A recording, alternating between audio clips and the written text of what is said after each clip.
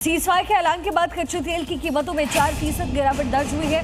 America Iran ने तकरीबन 107 दिन बाद इस युद्ध को खत्म करने के लिए शांति समझौते पर सहमति जाहिर की। और इस घोषणा के बाद इंटरनेशनल मार्केट में क्रूड ऑयल की कीमतों में 4% से ज्यादा की गिरावट दर्ज की गई। याद करिए, जब युद्ध अपने पीक पर था उस समय $120 प्रति बैरल तक तेल की कीमतें पहुंच गई थी। हालांकि फिर इसमें धीरे धीरे गिरावट दर्ज की गई, $86 प्रति बैरल तक कीमतें आई, लेकिन अभी भी प्री वॉर सिचुएशन तक जो कीमतें थी वहां तक पहुंचने में एक लंबा वक्त है।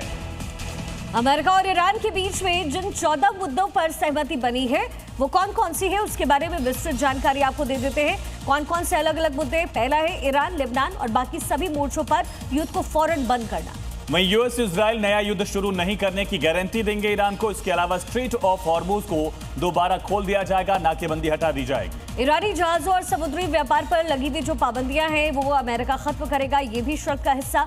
पांचवा है ईरान के अरबों डॉलर के फ्रीज फंड को जारी किए जाएंगे। यूएस 30 दिनों के भीतर ईरान के आसपास से जितनी भी सैन्य मौजूदगी है उसको कम कर देगा। ईरान परमाणु हथियार नहीं बनाने की अपनी कमिटमेंट को दोहराएगा। इसके अलावा 60% एनरिच्ड यूरेनियम के मुद्दे पर आगे बातचीत होगी, जिसको लेकर एक 60 दिन का विंडो तय किया गया है और इस पर लगातार बातचीत की जाएगी। रविंदर सर, मेरा सवाल आपसे, जो अभी भी ये कहा गया ईरान की तरफ से कि अगर हमारी 3 शर्तें अमेरिका मानेगा तभी हम साइन करेंगे, उन 3 शर्तों को लेकर आपको लगता है कि अड़चन होगी, खास करके कि इजराइल भी हिजबुल्लाह पर अटैक नहीं करेगा? इजराइल मानेगा ये बात? You are absolutely right.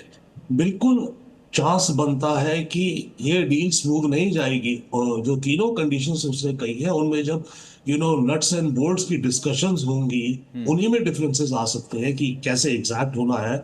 और इसके अलावा इजराइल जो है इस समय वो हिजबुल्लाह से कुछ भी कर सकता है, या फिर इजराइल इधर लेबनान हुतीस को साइड में रखा गया।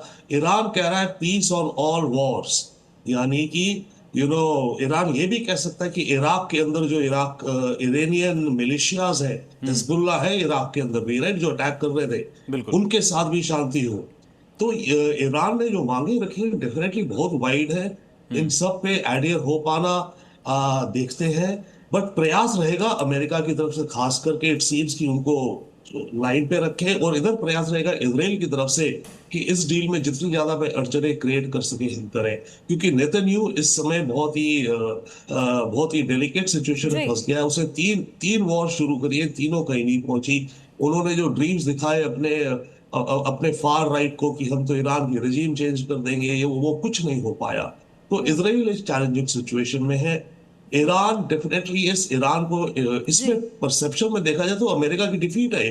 अमेरिका ही नहीं, अमेरिका एंड इजराइल दोनों की कंबाइंड डिफीट है। बिल्कुल। और एक क्विक पॉइंट हॉर्मुज को लेके, तो हॉर्मुज पे जो भी हो ईरान, सर, और इसीलिए कहीं तो पहुंचे, एक बड़ा सवाल है।